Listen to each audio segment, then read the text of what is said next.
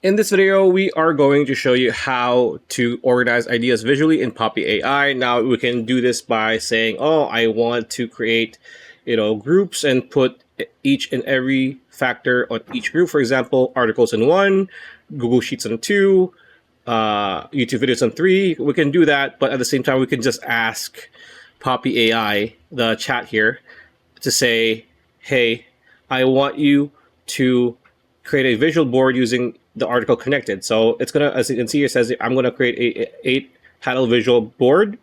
There we go. It's gonna be here. Now, as you can see, when I started the video, it already finished because this does take time. So if I double click this, it has created a visual idea board. So as you can see here, this is the first slide, second slide, right? Third slide.